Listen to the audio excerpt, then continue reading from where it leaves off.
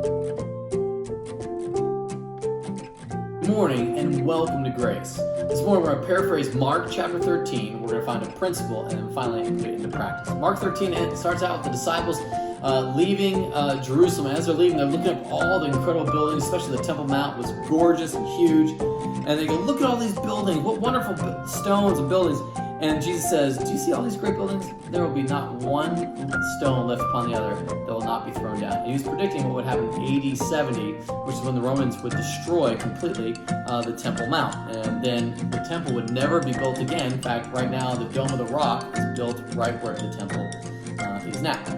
All right, and as he sat on the Mount of Olives opposite the temple, Peter, James, and John, and Andrew asked him privately, when will these things be, and what will be the sign that all these things are about to be accomplished? Meaning, when is the ushering in of the kingdom of God and the beginning of all these things going to happen? Well, Jesus then lists out a lot of stuff. He starts out with, listen, there are going to be lots of people saying, hey, there's a Messiah over there, here's a Messiah over here.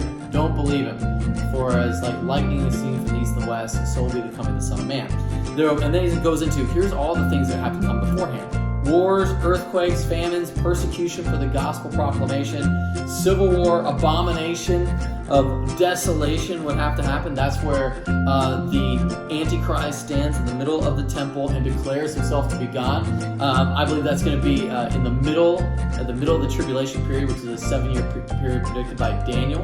And then in the middle of that 7 years is 3.5-year point. He declares himself to be God. That's when the mark of the beast. And if you don't have that, you can't buy or sell food. Then,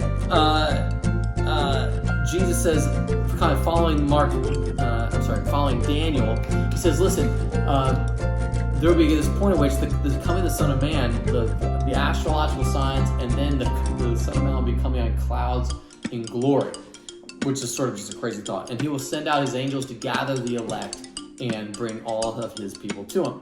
Then he says, look at the lesson for the fig tree. You can see the tree is in leaf, and so you can expect when there's going to be fruit. It's the same way with the coming, with the return of the Son of Man. And then he uses this phrase in verse 30, truly say, this generation will not pass away until all these things take place. Heaven and earth will pass away, but my words will not pass away. Well, a translation of that could be, all would start but not be completed. In other words, the exact would be all things take place would be have come into existence. Or generation could mean all Jewish people. The Jewish nation will not pass away until all these things take place. The reason for that is no sign will be given this generation except for the coming of, except for the sign of Jonah. Well, that's not. Not that it's not true. It's that people in that generation did see all sorts of signs and wonders from Jesus.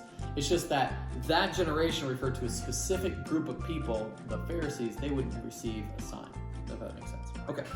Then he says, listen, not only will you don't go looking for a Messiah, but also no one will know the hour or the day. So if someone says, hey, I'm the Messiah, don't believe him. But if someone else says, hey, the Messiah is going to be coming on this date, don't believe him. For nobody knows the hour of the day. So all those date setters out there, just stop it. It just makes Christians look bad. But what he's saying is, listen, you need to be prepared all the time. Stay awake. And that is where he concludes Mark 13. The principle then is stay awake and be ready for Jesus' return by being ready to share the gospel with words and actions. And through war, through earthquake, through persecution, always be ready to share the gospel. Always be prepared to present a defense for the hope that you have. And do it with gentleness and respect. So that when they ridicule you, they would they'd look silly doing it. Now, what's the practice then? The question then is, where am I not ready? Where is my heart not ready to receive Jesus? Where's my heart not ready to proclaim what Jesus has done through earthquakes, famines, and war? And I think that's going to be the place where we got to really ask ourselves. And I have to sit down where is my heart not ready for the return of Jesus? Not that I have to do works to receive Jesus, but rather, where is my action not revolving or not saying Jesus is returning? Let's pray.